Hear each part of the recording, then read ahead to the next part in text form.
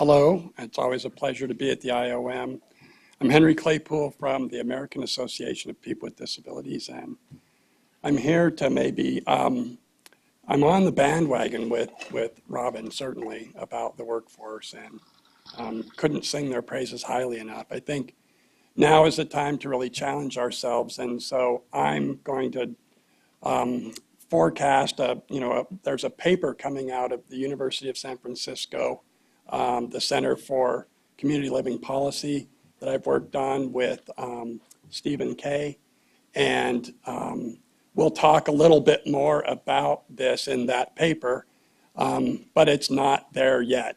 This model that I'm going to discuss here is really emerging because it's going to pick up on one of Robin's points about training and this consumer direction, because I believe that consumer direction in a variation of it has a real role to play, certainly in Medicaid home and community-based services, but I would suggest more broadly.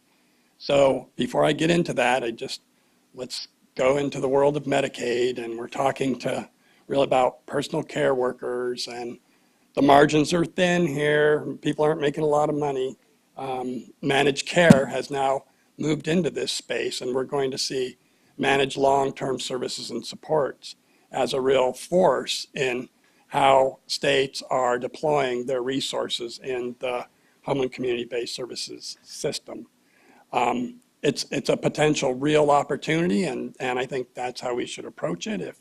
If this is going to be, then we need to work with the managed care organizations to help them really understand and value things like this direct care workforce. And I think a fundamental flaw would be for them to revert to a really rigid clinical frame and deploy resources that are based on the training of, say, their medical officials. And anything outside of scope of that would be deemed to be an increase in cost. And I think you've heard some of these themes probably throughout the day.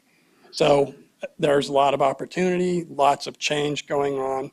And I wanted to propose a new approach to dealing with the consumer-directed workforce, and specifically the issue of training. First, there's something called the independent living movement. And you'd think, well, gosh, that's great for people with disabilities, has little relevance to people as they age. But I would argue that that's not the case. In fact, there's AARP study out there, or at least polling, that says a majority of older adults want more control over who comes into their home, when they come into their home, and what they do, what the tasks are that they do. That's consumer direction. So getting into this space and thinking about how we deploy the workforce and what they do really involves people with clinical training thinking more about how we get there. And this independent living philosophy, I believe, can help us. I'm a product of it. I was injured when I was 19 years old. So I've been living with this disability for a long time, and you can imagine it could be a pretty crushing experience. But the value of really reorienting yourself towards your life and what you want to accomplish with it is quite empowering, and finding real value in what you have to bring, the resources, and then going about executing on that isn't something that you just do professionally. It's actually something you do at home. So how you get your tea in the morning is something you can take great pride in. You can become empowered. So please don't think about this as only applicable to people with disabilities, because I refuse to accept that. Certainly with frail elderly or somebody that's in real serious decline, it's a different story. Empowering the people that we work with in this environment is critical. I'll get to some of the reasons why. We want them to be more mobile and moving. It's critical for their flexibility. I'm not a doctor, but others can tell you why. So remember that what they provide in the way of service is really much more around assistance with activities of daily living. So there is a way of, in this Medicaid world, of thinking about how they're distinct from the clinical tasks. And when you look at what that means, I would suggest that we have to think about this as not skilled versus unskilled, which is a framing that I think is harmful to the workforce. And one that's more appropriate is clinical versus functional. This workforce is really providing assistance with functional activities. And those are critically important to people living healthy lives. So we should invest in that, and we will get better health outcomes, I would argue. Hopefully somebody will do research on it and prove my point one day. When we think about approaching the training concept, how should it be framed? I think Robin is really onto something by discouraging, or not discouraging, but expressing that there needs to be options to career ladders. A very classic example of this workforce is they're on their way to something more. That's, again, coming from a skilled care frame. So you're looking at this person and they're at the bottom rung and they need to go up. Well, and I think you heard Robin say that a lot of them don't. They enjoy doing this work. We should value it and invest in it appropriately. So when we look at this, I would suggest that we're actually adding value by allowing them to stay as direct care workers. And we need to think carefully about how we train them. And I would say that there is a model out there that needs to be explored and customized, tailored, along with the independent living philosophy, integrating the workers into developing an understanding of how they work with people in a way that helps them take on as much responsibility as they possibly can. And I would suggest that the promotores model is one place to look. Looking at health promotion and thinking about these workers as having real potential to help them manage their chronic conditions. Many of these folks may have ADL needs, but they'll likely have chronic conditions in many cases that need attention. And I'll just share, personally, as someone living with a disability, managing chronic conditions can be really challenging and time consuming. And so putting additional resources into this mix by having the direct care workforce not walled off from this quasi-clinical space of what does it mean to help a diabetic do certain things, we should encourage it and find ways that don't threaten nurses' licenses, but that are complementary and reinforcing, allowing the nurses to practice at the top of their license and not having them have to get down into what's actually happening in someone's home, or if somebody needs to run out perhaps or pick up a supply on their way to the next shift, they may be able to do it. So this promotores, the idea of health promotion, I would say is a direction that we need to go. And the independent living philosophy and values that come with it are essential to allowing the workforce to really understand how they can work with individuals.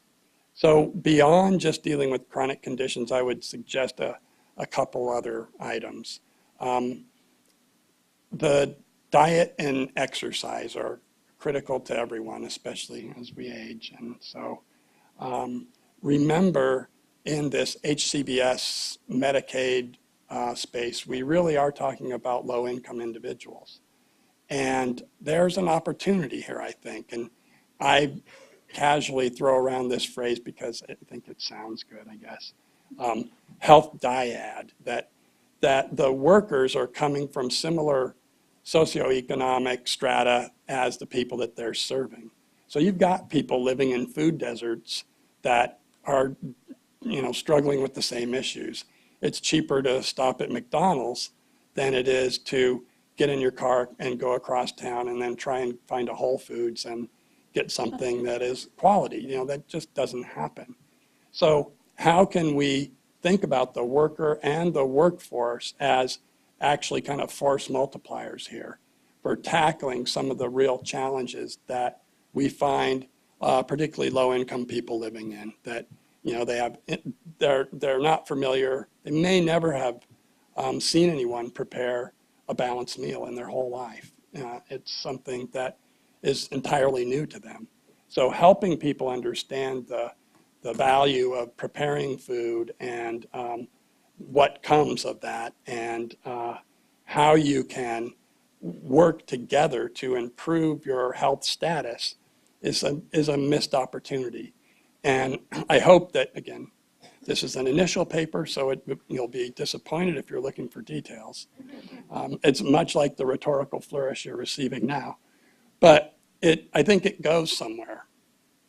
And I would kind of conclude on this idea that I mentioned earlier of movement. And as I age again, it's really clear to me, and I listen to the stories of elders that become fixed and how challenging it is to maintain your health if you're not moving enough.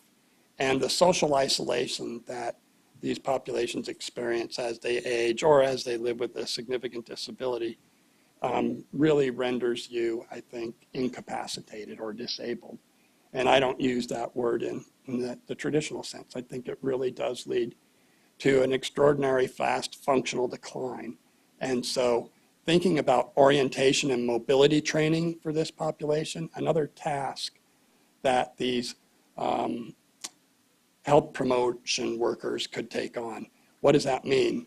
It means there's a bus stop down the road, and if you're actually capable, maybe you'll get up one day and take the walker, go down that direction, go together, see if riding the bus is possible. If not, maybe not. A person with a disability, it's something that really encourages their independence by having them learn how to navigate fixed route public transportation, because it's so much more reliable than the paratransit systems that drive around and pick people up. So this idea of movement, again, I'm not really well versed in the literature here, so someone, I hope, is doing a great deal of research into what it means to move and how it affects your health outcomes. And with that, I'll probably just go get back on the bandwagon with Robin, and I'm sure I'll have plenty more opportunities to talk about this. I hope that we can actually get somewhere, because I would suggest that this has value, and you are the folks that can help us realize the value. Thank you. Well, we'd like to thank all the speakers, right? Very rich. And we'll now give you a few minutes to get to the microphones with your questions.